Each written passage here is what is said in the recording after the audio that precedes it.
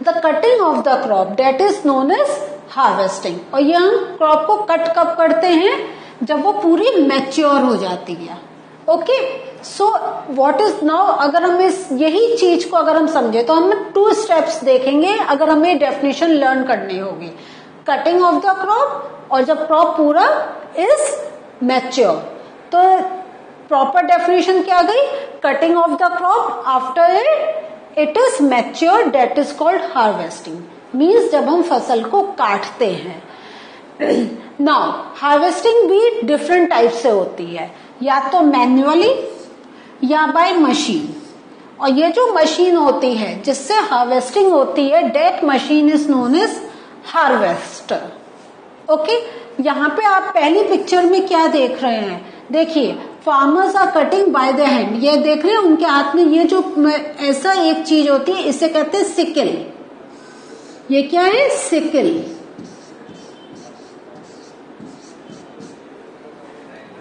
Clear. सो इससे farmers अपनी crop को नीचे से काटते हैं, या उनका एक प्रोसेस होता है, हर क्रॉप को कट करने का प्रोसेस होता है। बहुत से बाय रूट्स निकाले जाते हैं। अगर हम देखें तो हमारी जो पत्तियों वाली सब्जियां होती हैं, हमारा पालक है, कोरिएंडर, धनिया है, तो ये हम लोग क्या करते हैं, हम रूट से निकालते हैं। लेकिन सम क्रॉप्स होते हैं जिनको हमें कट करना पड़ता है और नीचे उसको वो उनका अपरूट करने का दूसरा प्रोसेस होता है।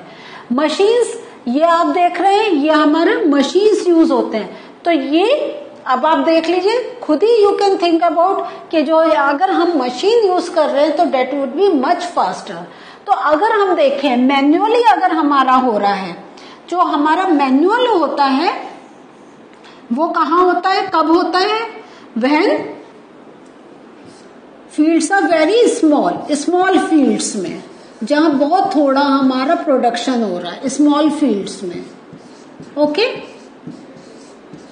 और ये जो हम मशीन यूज कर रहे हैं वो हमारी कहाँ हो रही है, जहां पे लार्ज प्रोडक्शन हो रहा है, जहां पे लार्ज बहुत ज्यादा प्रोडक्शन हो रहा है, बहुत बड़ी वास्ट फील्ड्स हैं, वहां पे हमारा we use machine.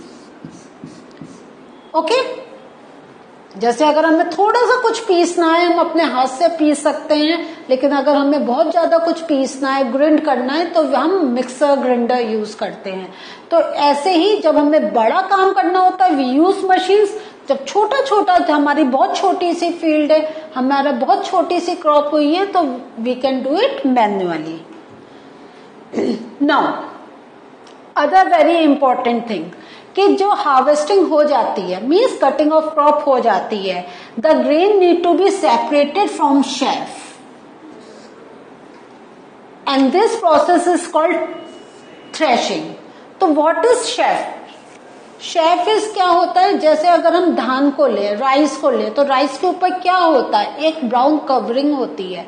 In the same way हमारे और भी काफी जो हमारे क्रॉप प्रोडक्ट्स होते हैं वो हम उसका या तो सीड यूज करते हैं या पर्टिकुलर एक पार्ट यूज करते हैं। तो जो एक्स्ट्रा पार्ट होता है we have to remove that, तो that part is known as threshing. अभी आप देख रहे हैं ये पिक्चर में, this is the process of threshing. और ये जो थ्रेशिंग होता है, again it has 2 modes to do, one is by machine and the other is by winnowing. सबसे पहले मैं विनोइंग की बात करूंगी। अगेन ये हमारा बहुत मैनुअल प्रोसेस है। तो जैसे I have given you the example of धान, राइस, चावल। ओके, सो उसका जो ब्राउन कवरिंग होती है तो उसको क्या करते हैं, ये विनोइंग में आप देख रहे हैं ये लेडी है और उसके हाथ में एक ये बास्केट है जिसमें उसने रखा है। तो जो हमारे लाइट पार्ट होता है जिसकी हमें नीड नहीं होती है, वो जब हम हवा में उसको ऐसे उछालते हैं, जो लाइट पार्ट होता है वो one side it gets collected and the heavy parts comes down. क्योंकि वो हैवी है, हवा से नहीं उड़ पाता है, तो जो हमें राइस ग्रेन चाहिए जो हम खाते हैं वो नीचे गिरता है। ऊपर का जो ब्राउन पार्ट होता है वो हवा के झोंके से इट या तो दूर कहीं जाता है या थोड़ी दूर जाके कलेक्ट हो जाता है। मशीन, ये मशीन जो सेम प्रोसेस जो है वो हमारा मशीन से भी होता है। मशीन चलती हैं और जो लाइट पार्ट होता है उसको सेपरेट कर देती हैं एंड द हैवी पार्ट को वो वन साइड कलेक्ट कर देती हैं। अब ये जो मशीन अभी हमने देखी थी, ये जो है एक्चुअली क्या है, it is a combine of harvester and thresher. Harvester अभी आपने पढ़ा था, harvester means when we, can you connect this word, connecting with harvesting, and harvesting is means cutting of the crops. तो वो जो होता है, तो जब क्रॉप कट करते हैं ये मशीन्स जो होती हैं, उसी समय जो अगर उनका जो पार्ट रिमूव करना होता है, immediately while cutting they remove that part, तो that is known as machine का वो जो रोल है। नाउ विनोइंग, तो जैसा हमने कहा था कि ये मैनुअल हो सकता है, एंड अभी I have just told you कि ये जो हम अगर हाथ से कटिंग कर रहे हैं, कुछ कर रहे हैं, मैन्युअली जो कर रहे हैं, that is related with small fields. तो ये भी हमारा जहां हमारा स्मॉल लैंड, स्मॉल प्रोडक्शन हो रहा है, तो वहां पे वी यूज इट। तो farmers with small land do the separation by winnowing. Okay, so जिनकी बिग फील्ड्स हैं, लार्ज फील्ड्स हैं, लार्ज प्रोडक्शन है, वो दे आर यूजिंग मशीन्स, और जिनका वेरी स्मॉल प्रोडक्शन है और लिमिटेड ई क्वांटिटी है, they use this winnowing method या मैनुअल मेथड।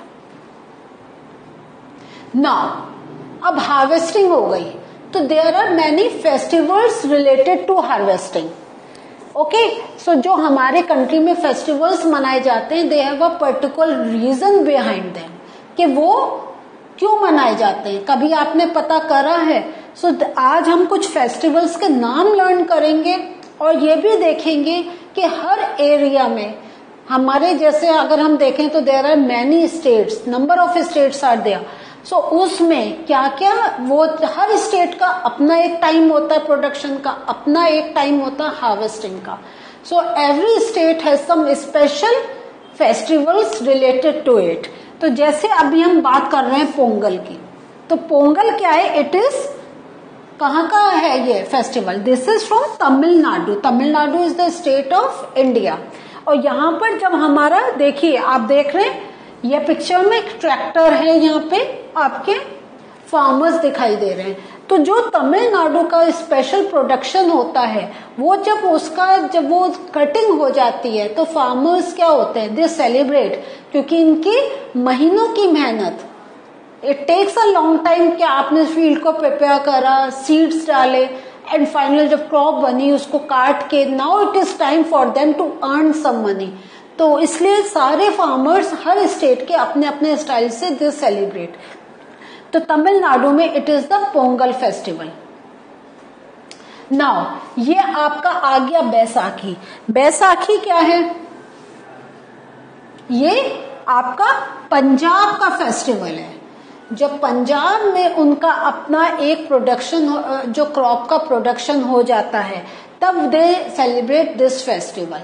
और इसमें यहाँ पे भी अगेन ये पिक्चर में देख रहे हैं कि now the farmer is very happy कि उसने जो 3 महीनों की मेहनत थी वो पूरी हुई, and now it is time कि वो कट करके the farmer can take some rest.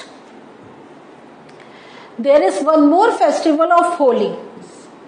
Holi हम क्या जानते हैं, ये नॉर्थ इंडिया के ये पूरे ऑल ओवर इंडिया मनाई जाती है। इसमें हम जानते हैं, हम क्या जानते हैं कि we play only with colours, but Holi पर अगर हम देखें, होली से रंग के एक दिन पहले हम छोटी होलिका दहन में हम गन्ने की पूजा करते हैं।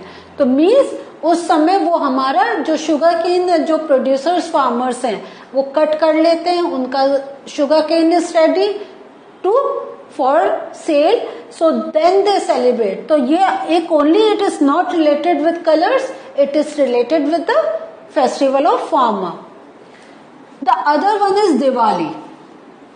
ये जो दिवाली है, तो ये हम जानते हैं दिया, और we know about the story of Ramchandra ji, but this is the thing कि ये जो दिवाली का होता है फेस्टिवल, ये कब होता है, जब हमारे विंटर्स थोड़े स्टार्ट होते हैं। तो जब हमारी समर क्रॉप पूरा उनका प्रिपेयर हो जाती है, जो गर्मियों में उन्होंने जो अपना क्रॉप प्रोडक्शन का प्रोसेस करा था, when that process is done, then this festival is celebrated.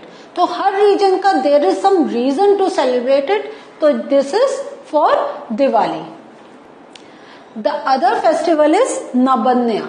So this Nabanna is a festival of West Bengal, Calcutta side में। वहां पर भी जो उनका उस टाइम का जो एक प्रोडक्शन होता है and it is done, then this festival is celebrated.